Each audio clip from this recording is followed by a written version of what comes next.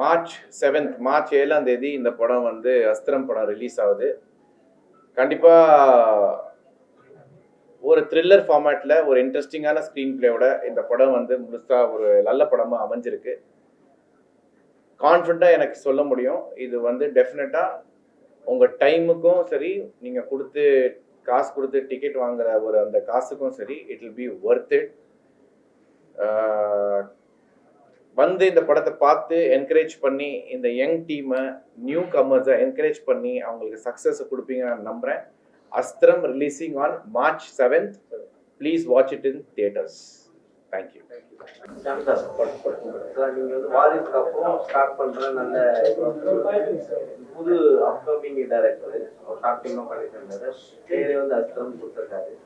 இந்த படம் உங்களுக்கு அடுத்த சினிமா கேரியருடைய பிரம்மாஸ்திரமா கொடுத்துருக்காரா? பிரம்மாஸ்திரமா கொடுத்துருக்காராங்கிறது மார்ச் 7ஆம் தேதி நம்ம ஆடியன்ஸ் அதை சொல்லிடுவாங்க. பட் எனக்கு என்னடானா, ஒரு நல்ல டைரக்டரோட ஒரு நல்ல கதையில நடிச்சிருக்கிற திருப்தி எனக்கு இருக்கு. இப்போ அதாவது நான் சொன்ன மாதிரி ஃபஸ்ட்டு நம்ம என்டர் ஆகும்போது ஒரு நடிகனா மட்டும்தான் ஆகணுங்கிற ஒரு எண்ணத்தில் உள்ளே வந்தேன். ஜீவா சார் எனக்கு ஒரு வாய்ப்பு கொடுத்தாரு. பட்டு மற்ற விஷயங்கள், மற்ற எக்ஸ்பீரியன்ஸ் எதுவுமே இல்லை அந்த டைமில். சில தவறுகள் நடந்தது. பட் அது மாதிரி அதை வந்து நான் நெகட்டிவாக எடுத்துக்கிட்டு டிப்ரெஷனில் போகிற ஆள் நான் கிடையாது. நான் எப்போதுமே நாளைக்கு என்ன அப்படிங்கிற யோசிக்கிற ஒரு ஆள் தான் நான். இப்போது வாரிசுக்கு அப்புறம் நான் கரெக்டாக நல்லபடியாக சூஸ் பண்ணணும் அப்படிங்கிற ஒரு எண்ணத்தில் இருக்கும்போது, இப்போது துரை செந்தில் சார் டைரக்ஷனில் படம் நடிச்சிட்ருக்கேன். விஜயாதிராஜ் டைரக்ஷனில் ஒரு படம் ஷூட்டிங் போயிட்டுருக்கு. அந்த வகையில் ஒரு புது டைரக்டரை நான் சூஸ் பண்ணுறேன் அப்படின்னா, இவ்வளோ எக்ஸ்பீரியன்ஸுக்கு அப்புறமும் திருப்பி புதுசாக இருக்கும்போது எனக்கு அரவிந்த் மேலே இருந்த நம்பிக்கை, கதை மேலே இருந்த நம்பிக்கை என்னை கைவிடாது. கண்டிப்பாக இந்த படம் எனக்கு ஒரு நல்ல பேரை வாங்கி கொடுக்கும். அதே நேரத்தில் ஒரு நல்ல படத்தை தேர்ந்தெடுத்து நடிச்சிருக்கேங்கிற பேரும் எனக்கு இந்த படம் நிச்சயமாக கொடுக்குங்கிறதுல எந்த சந்தேகமும் இல்லை. வாரிசு பட டைம்ல வந்து உங்க ரசிகர்கள் என்ன சொன்னாங்கன்னா, கம்பேக் ஷாம் சொல்லிட்டு ரொம்ப சோஷியல் மீடியா ட்ரெண்ட் பண்ணாங்க. அந்த நேரத்தில் வந்து உங்களுக்கு என்ன தோணுச்சு? ஏன்னா அதுக்கு முன்னாடி வந்து உங்களை வந்து யாரும் வந்து மேக்ஸிமம் பேசல. வாரிசுல நடிக்கும் போது எல்லாரும் உங்களுக்கு பேச ஆரம்பிச்சுட்டாங்க. அதுக்கப்புறம் ஏன் சார் டிலே, இவ்வளோ டிலே? அதுதான் இப்போ ஃபர்ஸ்ட் 12 அப்புறம் 4 படம் இமீடியட்டாக சைன் பண்ணேன். அந்த தவிர இப்போ நான் பண்ணக்கூடாதுங்கிறதுல ரொம்ப கிளியராக இருக்கேன். ஒரு படம் பண்ணாலும் கரெக்டான படம் பண்ணலான்ட்டு. இப்போ நான் வாரிசுக்கு அப்புறம் கோலி சோடான்னு ஒரு வெப் சீரிஸ் விஜய் மில்டன் டைரக்ஷனில் பண்ணியிருக்கேன். அது ஹாட்ஸ்டாரில் ரிலீஸ் ஆயிடுச்சு. அதுக்கப்புறம் இப்போ அஸ்திரம், நொடிக்கு நொடி, அப்புறம் துரை செந்தில் சாரோட இயக்கத்தில் ஒரு படம். இந்த எல்லா படமும் சிறப்பாக இருக்கும், நல்ல படமாக இருக்கும், நல்ல டைரக்ஷனாக இருக்கும். என்னோட ரோலும் என்னோட பெர்ஃபார்மன்ஸும் ரொம்ப நல்லா இருக்குங்கிறதுல எனக்கு எந்த டவுட்டும் இல்லை. அதே நேரத்தில் தெலுங்குலையும் நடிக்கிறேன், கன்னடாலையும் நடிக்கிறேன். ஸோ இது வந்து போயிட்டு தான் இருக்கு. 6 கேண்டில் நீங்க வந்து உங்க உடம்ப வருத்தி ஒரு ஆக்டிங் கொடுத்துருப்பீங்க. இதுல ஏதாவது ஸ்பெஷல் வச்சிருக்கீங்களா? இதுல அந்த மாதிரியான ஒரு ஸ்கோப்போ இல்லை பெர்ஃபார்மன்ஸ் டிமாண்ட் அப்படி கேட்கல. பட் என்னன்னா, படம் முழுக்க இவங்க சொன்ன மாதிரி ஷாமோட ஷோல்டரில் இந்த படத்தை கேரி பண்ணுற அளவுக்கு அந்த ஸ்க்ரீன் பிளே இருந்தது. ஸோ அதில் நான் ரொம்ப கவனமாக இருந்தேன். என்னை நம்பி இந்த படத்தை இவ்வளோ எல்லா சீனையும் நான் தான் கேரி பண்ணணும் அப்படிங்கிற ஒரு விஷயத்த ஃபோக்கஸ் பண்ணி, நல்ல வேளை எனக்கு ஒரு விஷயம் என்ன அமைஞ்சதுன்னா, இந்த படத்தில் ஒரே டைமில் ஷூட் பண்ணதுனால வேற எந்த டீவியேஷனோ டிஸ்ட்ராக்ஷனோ வேற ஒரு ஷூட்டிங் போயிட்டு வந்து இங்கே அட்டென்ட் பண்ணுற மாதிரி இல்லாமல் இந்த படத்தை முழுக்க ஒரே ஷெட்யூலில் முடிச்சதுனால பார்த்தவங்க சொன்னது என்ன அப்படின்னா, ஷாம் சார் வந்து கரெக்டாக அந்த புரிஞ்சுக்கிட்டு எடுத்துகிட்டு போயிருக்காரு. எங்கேயுமே தப்பு இல்லாமல், ஒரு ட்ராப் இல்லாமல் அந்த ரோலை கரெக்டாக பர்ஃபார்ம் பண்ணியிருக்காரு அப்படின்னு சொல்லி வந்து எனக்கு ரொம்ப சந்தோஷமா இருந்தது. தோல்வி இதெல்லாம் வந்து புதுசாக இவங்க சொன்னாங்க அப்படின்னு பண்ணாங்க. ஆனால் உங்களுக்கு ஹைட்டு, கலரு, அழகு எல்லாமே இருக்கு. எந்த இடத்துல கோட்டையை விட்டுட்டீங்க? கோட்டையை விட்டுட்டேன்னு நான் சொல்ல மாட்டேன். பட் ஃப்ரெண்ட்ஸுங்க இருந்தாங்களா? இல்ல அது இல்ல அப்படி கிடையாது. ஆக்சுவலா வந்து எல்லாருக்குமே வந்து ஒரு டைம் அமையணும், வெற்றியும் அமையணும். இப்போ நான் வந்து சினிமாவுக்கு வரும்போது நான் பெரிய ஒரு ஜேர்னிலாம் நான் கிராஸ் பண்ணல. ஒரு 3 இயர்ஸாக ட்ரை பண்ணேன், ஒரு பெரிய சந்தர்ப்பம் கிடைச்சது. இப்போவும் வந்து 12B படங்கிறது வந்து எனக்கு மிகப்பெரிய ஒரு டெபியூ வெஹிக்கிள் தான் அது. பட் மற்றவங்க நடிகர்கள்லாம் எடுத்து பார்க்கும்போது பார்த்தீங்கன்னா, அவங்க பட்டிருக்கிற கஷ்டமும் அவங்க கோயிங் த்ரூ ஸ்ட்ரகிளும் பார்த்தீங்கன்னா ரொம்ப கஷ்டப்பட்டிருக்காங்க. ஸோ அந்த கஷ்டத்துக்கு இன்னைக்கு சில பேருக்கு, ஃபார் எக்ஸாம்பிள் சிவகார்த்திகேயன் எடுத்துக்கலாம், அவர் சாதாரணமாக வரல. அவர் பல வருஷமா கஷ்டப்பட்டு டெலிவிஷன்ல இருந்து விஜய் டிவியில் ஆங்கர் பண்ணி அப்புறம் டான்ஸ் ஷோலாம் பண்ணி அதுக்கப்புறம் ஒரு சந்தர்ப்பம் கிடைச்சி அதுக்கப்புறம் வெற்றி அடைஞ்சு இப்போ ஒரு ரேஞ்சுக்கு போயிருக்காரு. அது ஒரு அனுபவத்தை ப்ராப்பரா யூஸ் பண்ணிக்கிட்டாரு அவரு. எனக்கு வந்து கரெக்டா டெபியூ ஆனதுக்கப்புறம் ஒரு கைடன்ஸ் இல்லாம இருந்ததுக்கு காரணம் எனக்கு பேக்ரவுண்ட் இல்லை. பட் அதை நான் குறையா சொல்ல முடியாது, எனக்கு அது தெரிஞ்சுதான் நான் சினிமாக்கு வந்தேன். எனக்கு என்ன அப்படின்னா, நான் வந்து ஒரு நல்ல நடிகனா ஆகணும், நல்ல ஒரு இடத்துக்கு போய் சேரணும் அப்படிங்கிற மாதிரி தான் வந்திருக்கேன். அதை நான் வந்து அது ஒரு ஜேர்னியா தான் பாக்குறேன். அப்ஸ் அண்ட் டவுன்ஸ் எல்லாருக்கும் இருக்கும். இல்ல டவுன் ஆயிருந்து அப்பா இருக்கும், இல்லைன்னா அப்பா இருந்து டவுன் ஆயிருக்கும். என்னோட ஜேர்னில எப்படி இருந்தாலும் ஐ எம் ஒன் பர்சன். நான் ரொம்ப நன்றி சொல்லுவேன் கடவுளுக்கு. ஏன்னா எனக்கு கிடைச்சிருக்க ட்ரீம், என் கையில கிடைச்சிருக்கிறது வந்து எல்லாருக்கும் கிடைக்காது. பட் இன்ன வரைக்கும் 22 இயர்ஸா 3 லாங்குவேஜ்ல நான் நடிச்சுக்கிட்டு இருக்கிறது வந்து I think it's gift from God and I'm very thankful. இங்கேருந்து நம்ம எடுத்துட்டு போகலாம். வேற சார், நீங்க ஷோ பண்ணதுல ஜட்ஜா நீங்க இருந்தீங்க, அது கீழே வந்து கண்டிஷன் தான் இவரு சிவகார்த்திக் சார். இன்னைக்கு சிவகார்த்திக் அங்க இருக்காரு, இதை எப்படி பாக்குறீங்க?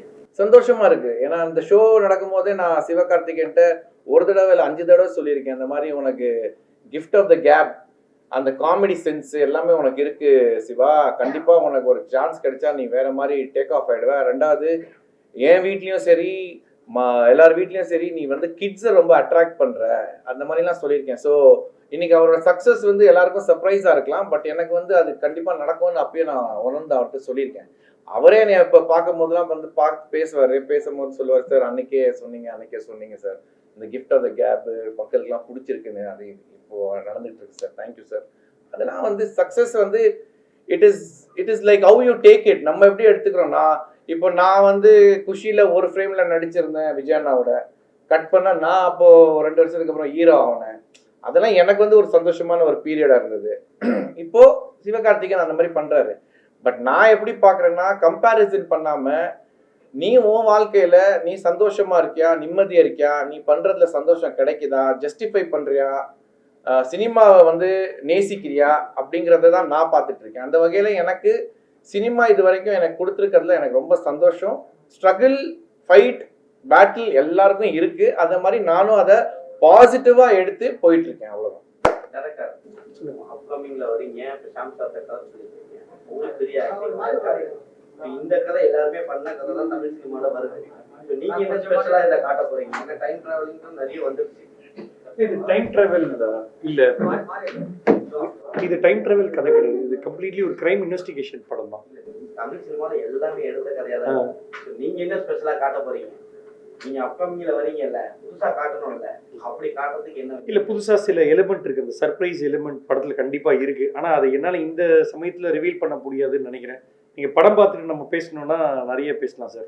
ஏன்னா சர்ப்ரைஸ் எலிமெண்ட் கண்டிப்பா இருக்கு. இது ரெகுலர் கிரைம் த்ரில்லர் பேட்டர்ன்ல இருக்காது இந்த படம். அதை உடச்சி தான் மிஸ்டர் ஜெகன் வந்து ஸ்க்ரீன் பிளே பண்ணியிருக்காரு. ஏன்னா எங்களுக்கு அதில் உடன்பாடு இல்லை. ஒரு கொலை நடக்குது, ஒரு ஹீரோ போலீஸ் அவர் இன்வெஸ்டிகேட் பண்ணுறாரு, இல்லை சீரியஸ் ஆஃப் கொலை நடக்குது, அதை கண்டுபிடிக்க ஹீரோ இன்வெஸ்டிகேட் பண்ணுறோம். அந்த பேட்டர்னையும் நாங்கள் பிரேக் பண்ணியிருக்கோம். இதில் அதை பிரேக் பண்ணி தான் நாங்கள் முதல் டிஸ்கஷன்லேயே சொல்லிட்டோம், ரெகுலர் கிரைம் த்ரில்லர் பண்ணக்கூடாது, அதில் என்ன புதுசு பண்ணலாம் அப்படின்னு பேசி தான் நாங்கள் பண்ணியிருக்கோம். ஆனால் அன்ஃபார்ச்சுனேட்லி அந்த பண்ண விஷயத்தை இங்கே ரிவீல் பண்ண முடியாதா, ஏன்னா ஆடியன்ஸ்க்கு மிகப்பெரிய சர்ப்ரைஸ் இருக்குது படம் பார்க்கும்போது. அதனால அதை வந்து நம்ம ஃபீல் பண்ணணும்னு நான் விட்டுறேன். அந்த எக்ஸ்பீரியன்ஸ் அவங்க எக்ஸ்பீரியன்ஸ் பண்ணணும்னு நான் அதுக்கு பதில் பண்ணாதீங்க. ப்ரொடியூசர் ரிவீல் பண்ணுங்க. அவங்க பையனை கதையில இறக்கிருக்கீங்க, அது ப்ரொடியூசருக்காகவா இல்லை பையனை போட்டே அவங்க ப்ரொடியூசருக்காகவா? இல்ல சார் வந்து அது ப்ரொடியூசரே சொன்னாரு, என் பையன் நடிச்சாலும் வந்து முக்கியத்துவம் கொடுக்கணும், போஸ்டர்ல வரணும், நான் டான்ஸ் அதெல்லாம் இல்லாம ரஞ்சித்தே வந்து சின்னதா ஸ்டார்ட் பண்ணி நான் போறேன்ப்பா சினிமாவை கத்துக்கிறேன் அப்படின்னு சொல்லி தான் அவர் ஒத்துக்கிட்டாரு. இது வரைக்குமே வந்து அவர் எந்த விஷயத்துலயும் ஃபோர்ஸ் பண்ணலாம், என் பையன் தான் வரணும், என் பையன் தான் இருக்கணும் அப்படின்னா என்ன ரோல் இருக்கோ அதை பண்ணிட்டோம். படம் முழுக்க இது ஒரு ஒரு ஹீரோ ஓரியன்டட் ஃபிலிம் தான். அது ஒரு எக்ஸ்பீரியன்ஸுக்காக உள்ள போய் கத்துக்கோ அப்படிங்கிற மாதிரி அமைச்சிருக்கா தவிர ஃபோர்ஸ்லாம் எதுவுமே இப்ப நீங்க பெரிய ஆக்டரா இருந்திருப்பீங்க, ஃபர்ஸ்ட் டே ஃபர்ஸ்ட் ஷோலாம் உங்களை வந்து ஆடியன்ஸ் நல்லா கவர் பண்ணிருப்பாங்க. இப்ப வந்து எப்படி இருக்கும் சரிங்களா? அதுக்கப்புறம் வந்து என்னன்னா, இப்ப பெரிய பெரிய படங்கள் வரும்போது சின்ன படங்கள் நசிக்கிறாங்க. அதனால பெரிய படம் ரிலீஸ் பண்ணும்போது எந்த பக்கம் வந்து வெளியிட மாட்டாங்க. அது இல்லாம வந்து ஆடியன்ஸும் உள்ள போக மாட்டாங்க. ஸோ இப்போ இந்த காலகட்டத்துல இப்ப சாரி சொன்னா நம்ம சின்ன படம் தான் பண்றோம்ட்டு நீங்களும் அதை ஒத்துக்குனீங்க. ஸோ இப்போ எப்படி ஆடியன்ஸ் சின்ன படம் பெரிய படங்கிறது வந்து எனக்கு தெரிஞ்சு ரிலீஸுக்கு அப்புறம் தான் சார் முடிவு பண்ணோம். நம்ம சும்மா 100 கோடி எடுத்த படம் பெரிய படமும் கிடையாது, 5 கோடியில எடுத்த படம் சின்ன படமும் கிடையாது. அது ரிசல்ட் என்ன? இப்ப லப்பர் பந்து பெரிய படமா சின்ன படமா நீங்க சொல்லுங்க. சின்ன படம். ஆனா எனக்கு தெரிஞ்சு அதுதான் மிகப்பெரிய படம். 5 கோடி போட்டு 25 கோடி எடுக்கிறது தான் மிகப்பெரிய ஸ்ட்ரென்த். அதுதான் வந்து பிசினஸ் ஸ்ட்ராட்டஜியா இருக்கும். அப்போ துணிவுன்னு ஒரு படம் வந்துச்சு சார். துணிவு பத்தி பேசல நான் சொல்ல வர்றது வந்து சின்ன படம் பெரிய படம் வந்து சக்சஸ் ரேட் வச்சுதான் போவோம். அதனால கண்டென்ட் ஜெயிச்சிருச்சுன்னா அது பெரிய படம். இன்னைக்கு வந்து லப்பர் பந்து வந்து மிகப்பெரிய படம். ஓட்டம் பந்தீங்கன்னா எல்லாம் ஓடணும்ல. ஓட்டம் பந்தீங்கன்னா எல்லாம் ஓடணும்ல. ஆமா, விடாமுயற்சி ஒரு படம் வந்துச்சு, எந்த படமும் வரவே இல்லையே. ஏன் அது சொல்லுங்க. அதுக்கு நான் ஏன் பதில் சொல்லணும்னு தெரியலையே. இல்ல நீ ஃபர்ஸ்ட் நீ ஒரு நிமிஷம், விடாமுயற்சிக்கும் எனக்கு என்ன சம்பந்தம்? இல்ல சார், நீங்க சின்ன படம் இல்ல. எது சின்ன படம் இல்ல? சின்ன படம் லப்பர் பந்து ஒரு சின்ன படம் இல்ல. அது வந்ததுக்கு அப்புறம் வெற்றி பெற்ற அவரு சொன்னது வந்து பெரிய படம் சொல்லும் போது நான் அவர்கிட்ட என்ன கேட்டேன்னா, சின்ன படமும் பெரிய படம் நீ எப்படி வித்தியாசப்படுத்துவேன்னு கேட்டேன். எனக்கு தெரிஞ்சு சக்சஸ் ஆகுறது தான் பெரிய படம். சின்ன படம் ரசிக்கிறாங்களா இல்லையா? எல்லா படமும் ரேஸ்ல போயிட்டு அதுல வந்து ஜெயிச்சு வருது. ஓகே, அந்த வீக்ல வந்து அந்த படம் மட்டும் தான் ரிலீஸ் பண்ணாங்க, வேற எந்த படத்தையும் வந்து ரிலீஸ் பண்ண விடல அந்த சைடுல. அதுக்காக தான் இது மாதிரி சிச்சுவேஷன் நீங்க மாட்டீங்கன்னா என்ன பண்ணுவீங்க? படங்கள்லாம் அமுக்குறாங்களா இல்லையா அதான் கேள்வி. நசுக்குறாங்களா இல்லையா சிறு படங்களுக்கு? பெரிய படங்கள் அப்படி ஒன்றும் நடக்கல சார். தளபதி படம் வரும்போது அவருக்கு தான் அந்த மாஸ் ஓப்பனிங் இருக்கும். அதே மாதிரி தலை வரும்போது அவருக்கு தான் மாஸ் ஓப்பனிங் இருக்கும்.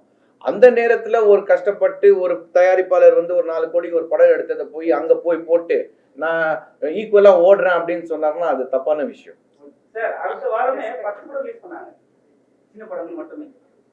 அந்த வீக் வந்து அந்த படம் மட்டும் தான் ரிலீஸ் பண்ணாங்க. ஸோ அதுதான் இது மாதிரி விஷயத்துல வந்து பெரிய பெரிய ப்ரொடியூசர்லாம் வந்து சிறுபட தயாரிப்பாளரை வந்து நசிக்கிறாங்க உடனே. இல்ல சார், நசுக்கிறாங்கிற வார்த்தை தப்பான வார்த்தை. யாரும் நசுக்க முடியாது. உனக்கு அந்த தெம்பு இருக்கணும். ஒரு தயாரிப்பு இல்லைங்க, நான் முடிச்சிடறேன். நீங்க ஒரு கேள்வி கேட்கறீங்க, பதிலுக்கு அப்புறம் பதில் சொல்றதுக்கு முன்னாடியே இன்னொரு கேள்வி தூக்கி போடுறீங்க. நசுக்க முடியாது யாரும். அந்த தயாரிப்பாளருக்கு அந்த ஸ்ட்ரென்த் இருந்துச்சுன்னா நான் என் படத்தை வெளியில கொண்டு வருவேன், மக்களுக்கு அதை வந்து பார்க்க நான் வந்து எப்படியாவது உருவாக்குங்கிறது தான் ஸ்ட்ரென்த். இது என்னை அமுக்குறான் அவன் என்னை இழுக்கிறான் அப்படின்னு நீ சொல்லிட்டு இருந்தேன்னா நீ ஃபிட்டு கிடையாது இண்டஸ்ட்ரிக்கு. நீ தெளிவாரு. நீ வந்து ஒரு விஷயத்த நம்புற, நான் அதை தயாரிச்சிருக்கேன், நான் நடிச்சிருக்கேன் அப்படின்னா அதை நான் வெளியில கொண்டு வந்து காட்டுறேங்கிறது தான் நம்மளோட ஸ்ட்ரென்த்தா இருக்கணும். தவிர இவன் என்னை அமுக்குறான் அவன் பிடிச்சி என்னை இழுக்கிறான் அப்படின்னா நம்ம அதுக்கான நம்மளுக்கு நம்ம ஃபிட்டு கிடையாது. ஓட்ட பந்தயத்துல நம்ம ஓடுறோம் அப்படின்னா ஃபிட்டா இருக்கணும். இதுதானே இப்படிதானே இருக்க முடியும்.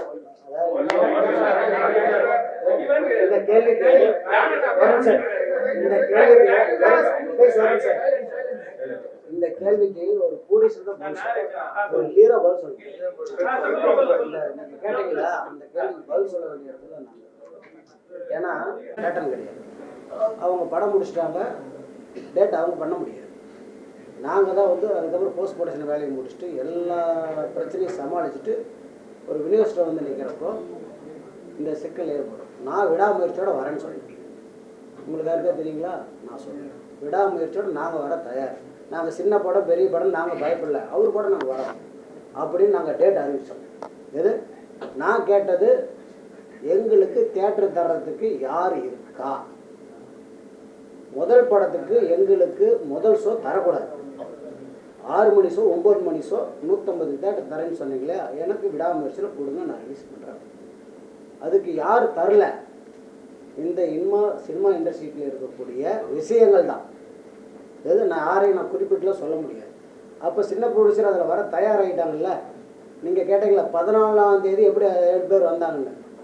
14ஆம் தேதி வருவாங்க, அந்த முன்னாடி தேதியில் வர முடியும். அவங்களுக்கு இடம் இல்லை, தரலைங்கிறப்போ அவங்க ரிலீஸ் வந்து இவ்வளோ தூரம் பாடுபட்டு 2 வருஷம் வேலை பார்த்துட்டு 2 வருஷம் வேலை பார்த்துட்டு கோடிக்கணக்கில் செலவு பண்ணிட்டு அவங்ககிட்ட கொண்டு போய் ஒரு ஷோக்கு அந்த படத்தை அடமானம் வச்சுட்டு வர முடியாது. அந்த பயத்தில் தான் யாரும் ரிலீஸுக்கு வரமாட்டேங்கிறாங்க. தொடர்ந்து கண்டினியூட்டாக இன்னொன்று என்ன பண்ணுறாங்கன்னா, ஒரு படத்தை பெரிய படத்தை 15 நாள் ஒர்த்து பண்ணுறாங்க, லாக் பண்ணுறாங்க, யாருக்கும் இடம் தர மாட்டேங்கிறாங்க. அப்போ இந்த தருணத்தில் ஒரு தயாரிப்பாளர் எப்படி துணிச்சு வருவாங்க? நான் வட்டி வாசிக்கு வாங்காமல் சொந்த காசை போட்டு வந்தங்காட்டி இவங்களோட மோதுறேன். வட்டிக்கு வாசி வாங்கினவங்க தள்ளிட்டு போயிடுறான். வர 10,000 5,000 போயிடுவேன் பயந்துக்கிட்டு தான் வெளியே போகிறாங்களே தவிர அவங்கள கண்டு பயந்தல்ல. இதுதான் வந்து சினிமா. அந்த சினிமாவுக்கு சப்போர்ட் பண்ணுங்க.